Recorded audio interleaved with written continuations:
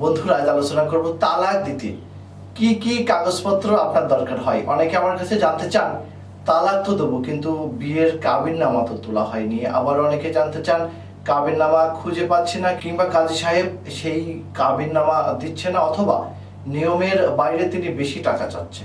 No tension, তালাক প্রদানের সাথে কিন্তু বিয়ের কাবিননামার প্রয়োজন নেই। এমনকি দুজনের নাম ঠিকানা আর দুজন সাক্ষীর নাম ঠিকানা ছাড়া কোনো কাগজপত্র দরকার নেই। এমনকি তালাকের নোটিশ দিতে কিংবা নোটিশ তৈরি করতেও আপনার কাজের কাছে কিংবা অন্য কারোর কাছে যাওয়ার প্রয়োজন নেই। আপনি ঘরে বসেই তালাকের নোটিশ তৈরি করে তা পাঠাতে পারেন। কিন্তু কিভাবে, এই সকল প্রশ্নের সমাধান এবং তালাক সম্পর্কিত আইন নিয়ে কথা বলার জন্য আমি PM সিরাজুল ইসলাম সিরাজ প্রামাণিক, আইনজীবী, বাংলাদেশ সুপ্রিম কোর্ট, আজ আপনাদের মাঝে হাজির হয়েছি।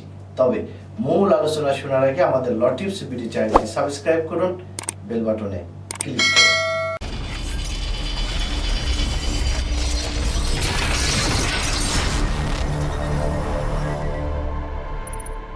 মুসলিম আইন অনুযায়ী কিন্তু একজন পূর্ণবয়স্ক এবং সুস্থ মস্তিষ্কের স্বামী বা স্ত্রী বিয়ের কাবিননামার 18 এবং 19 নম্বর কলামের প্রদত্ত ক্ষমতা বলে একে অপরকে যে কোনো সময় তালাক দিতে পারেন। কিন্তু এই জন্য কিন্তু আইনের কিছু বিধান মেনেই সেই কাজগুলো করতে হবে।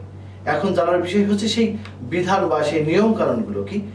তালাক দেওয়ার বিষয়ে আমাদের 1961 সালের মুসলিম পারিবারিক আইন স্পষ্ট করে বলা হয়েছে, স্বামী বা স্ত্রী তালাক দিতে চাইলে তাকে যে কোনো পদ্ধতির তালাক ঘোষণার পরে যাকে তালাক দিচ্ছেন তিনি যে এলাকায় বসবাস করেন, অর্থাৎ সে এলাকাটি যদি পৌরসভার মধ্যে হয় তাহলে পৌরসভার মেয়রের কাছে, যদি ইউনিয়ন পরিষদ হয় তাহলে ইউনিয়ন পরিষদের চেয়ারম্যানের কাছে, সেটা যদি সিটি কর্পোরেশন হয় তাহলে সিটি কর্পোরেশনের মেয়রের কাছে তালাকের নোটিশ পাঠাতে হবে। সেই সাথে তালাক গ্রহীতাকে, অর্থাৎ আপনি যাকে তালাক দিচ্ছেন তাকে সেই তালাকের নোটিশের একটি হুবহু নকল কপি প্রদান করতে হবে। অনেকে তালাক দিয়ে তালাকের কপি চেয়ারম্যান কিংবা তালাক যাকে দিচ্ছেন তার কাছে না পাঠিয়ে 3 মাস পরে পাঠাবেন তাহলে তালাক কার্যকর হবে, এমন ভ্রান্ত ধারণা নিজেদের মধ্যেই পুষে রাখেন।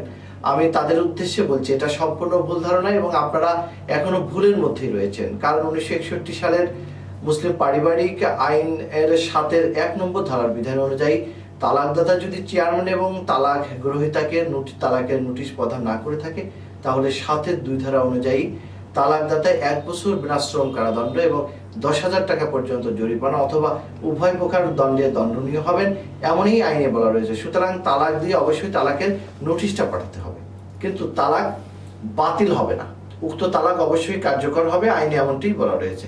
এখানে প্রশ্ন উঠতে পারে যে তালাকের নোটিশটি কত সময়ের মধ্যে পাঠাতে হবে। আইনে বলা আছে যে তালাক দেওয়ার পর যথাশীঘ্রই সম্ভব তালাকের নোটিশ চেয়ারম্যান এবং তালাক গ্রহীতাকে পাঠাতে হবে। কাজেই তালাক দিয়ে তালাকের নোটিশ নিজের কাছে বা ঘরের মধ্যে রেখে দিলে কিন্তু তালাক কোনো ক্রমেই কার্যকর হবে না।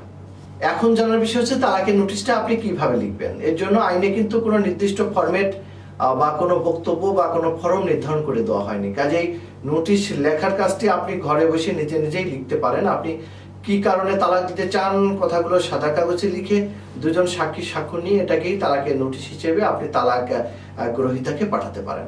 আর পাঠানোর কাজটি আপনি নিজেও করতে পারেন, আবার অন্য কাউকে দিয়েও কিন্তু করাতে পারেন। আর নোটিশ পাঠানোর কাজটি ডাকযোগেও হতে পারে, আবার আপনি সরাসরিও নোটিশটি পৌঁছে দিতে পারেন। তবে ডাকযোগে রেজিস্ট্রি করে এডি সহযোগে পাঠালেই ভালো হয়। আর সরাসরি পাঠালে নোটিশের একটা কপি কিন্তু অবশ্যই আপনি রিসিভ করে নেবেন। চেয়ারম্যান অথবা মেয়র নোটিশ প্রাপ্তির তারিখ থেকে 90 দিন অতিবাহিত না হওয়া পর্যন্ত কিন্তু আপনার তালাকটি কার্যকর হবে না। অনেকে প্রশ্ন করে থাকেন যে তালাকের নোটিশ গ্রহণ না করলে তালাক কার্যকর হবে কিনা। আপনি এই নিয়মে তালাকের নোটিশ পাঠালেই তালাক গ্রহীতা নোটিশ গ্রহণ করুক আর না করুক 90 দিন অতিক্রান্ত হলেই কিন্তু তালাকটি কার্যকর হবে, আইনে এমনটি বলা রয়েছে। অনেকে নোটিশ গ্রহণ না করে মিথ্যা বলে থাকে যে তালাকের নোটিশ পায়নি, তারা আসলে নিছক বোকার মতো কাজ করে থাকে। এখানে বলে রাখা দরকার যে অনেকে নোটিশ তৈরি করতে না পারায় কাজীদের কাছে যান এবং কাজীরা নিজেদের ছাপানো একটি ফর্ম পূরণ করে থাকেন। তবে ফর্ম পূরণের পর নোটিশ পাঠানোর কাজটি কিন্তু আপনারা নিজেরাই করতে পারেন, কারণ নোটিশ পাঠানোর কোনো দায়িত্ব বিধিবদ্ধভাবে কাজীর কিন্তু নাই, আইনে সেরকম কিছু বলা নেই। তবে কোনো তালাকদাতা যদি নিজের অসামর্থ্য বা অজ্ঞতার কারণে কোনো কাজীকে দিয়ে ওই কাজের উপযুক্ত ব্যক্তি বলে মনে করেন তবে তিনি কিন্তু কাজীকে দিয়ে নোটিশ পাঠানোর কাজটি করতে পারেন। কারণ লাইসেন্স প্রাপ্ত দেশের বেশিরভাগ কাজী মুসলিম পারিবারিক আইন অধ্যাদেশের 7-এর 1 ধারায় তালাকের নোটিশ ধরনের শিরোনামযুক্ত একটি নোটিশ নিজেরাই ছাপিয়ে রেখেছেন।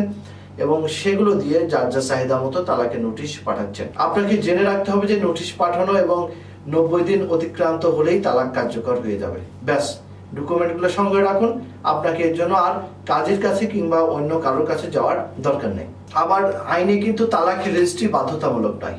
বিয়ে রেজিস্ট্রি যেমন বাধ্যতামূলক এবং বিয়ে রেজিস্ট্রি না করলে যেমন আইনের শাস্তির ব্যবস্থা রয়েছে, কিন্তু তালাক রেজিস্ট্রির ক্ষেত্রে আইনে কিন্তু এরকম বাধ্যবাধকতা কিংবা কোনো শাস্তির ব্যবস্থা বলা নেই। তবে তালাক নোটিশ প্রাপ্তির পর 90 দিন পার হলেই তবেই তালাক যদি কার্যকর হয়, তখনই কেবল তার রেজিস্ট্রি করার একটা সুযোগ আসবে।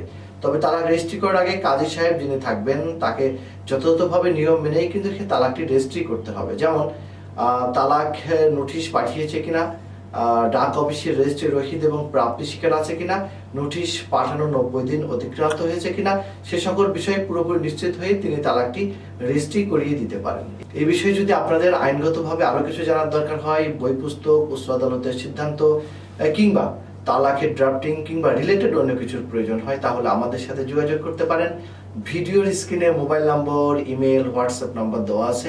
আমরা উপযুক্ত সম্মানের মাধ্যমে পরামর্শ এবং এগুলো সরবরাহ করে থাকি। আজ এ পর্যন্তই। সবাই ভালো থাকবেন, সুস্থ থাকবেন, আমাদের চ্যানেলটিতে সাবস্ক্রাইব করতে পারেন।